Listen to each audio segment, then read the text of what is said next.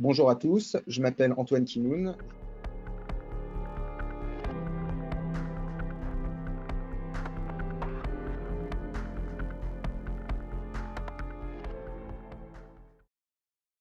Je suis médecin intensiviste et réanimateur au CHRU de Nancy, dans le service de médecine intensive et réanimation Brabois, dans la région Grand Est, région durement touchée par l'épidémie Covid-19. Dès le départ de l'épidémie est apparue une problématique, la disponibilité des lits avec respirateur.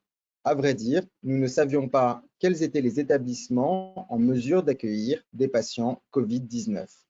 Ainsi, nous avons créé dans un premier temps un WhatsApp des différents médecins réanimateurs, essentiellement MIR, rejoints par la suite par les autres spécialités, afin de déterminer les lits disponibles pour prendre en charge des patients Covid-19.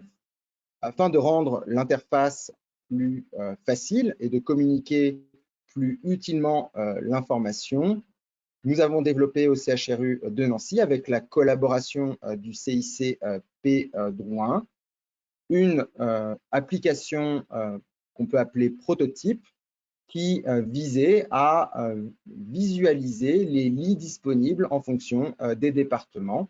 Et donc, vous avez ici le nombre de lits occupés sur le capacitaire total à la date du 25 mars 2020, les décès, les sorties vivants et le nombre total de lits occupés. Le code couleur était assez simple. Vert, moins de 50% des lits étaient occupés. Orange, de 50 à 80%. Et rouge, plus de 80%. Rapidement, je me suis retrouvé dans l'incapacité de collecter 2 fois par jour toutes ces données, avec le risque en plus de faire des erreurs de saisie et avec le problème évidemment temporel. Cela me prenait beaucoup de temps. Et donc, j'ai été mis en relation avec des ingénieurs et des chercheurs de l'école polytechnique et de l'INRIA qui m'ont aidé à développer et qui ont développé une application basée sur l'envoi de 2 SMS par jour. Ces SMS que vous pouvez voir ici, le dernier étant reçu à 18h14, donnent accès à un lien. Ce lien ouvre une page qui correspond à celle de mon établissement, dans laquelle je saisis des données, le nombre de lits disponibles, le nombre de lits Covid négatifs disponibles, le nombre de lits Covid occupés, les sorties cumulées, les décès cumulés, les transferts vers d'autres réanimations, comme dans le cadre des trains sanitaires, ou même les transferts entre établissements, qui est au départ l'objet de cette carte pour fluidifier les échanges de malades, et puis le refus par manque de place. Lorsque je clique sur le bouton enregistrer, apparaît la carte qui représente l'est de la France.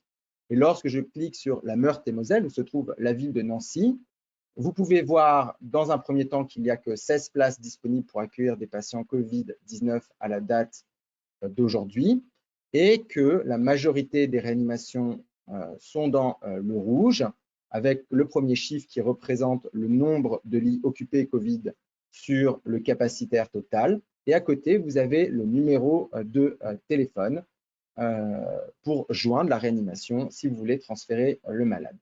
Cette application est bien évidemment à la disposition de tous, entièrement gratuite, soutenue par l'État au travers de l'école polytechnique de l'INRIA, soutenue par l'ARS Grand Est, connue de la DGOS, et elle s'étend à l'heure actuelle en région ouest, et on espère encore à d'autres régions.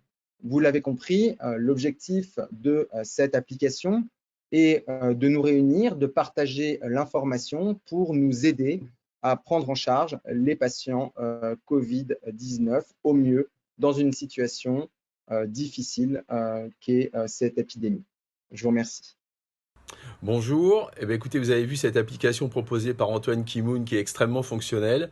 Donc je crois que ce qui serait très intéressant, c'est d'étendre cette application développée par l'Émir à l'ensemble de la France, hein. Je crois que dans d'autres régions, ça a déjà été mis en place.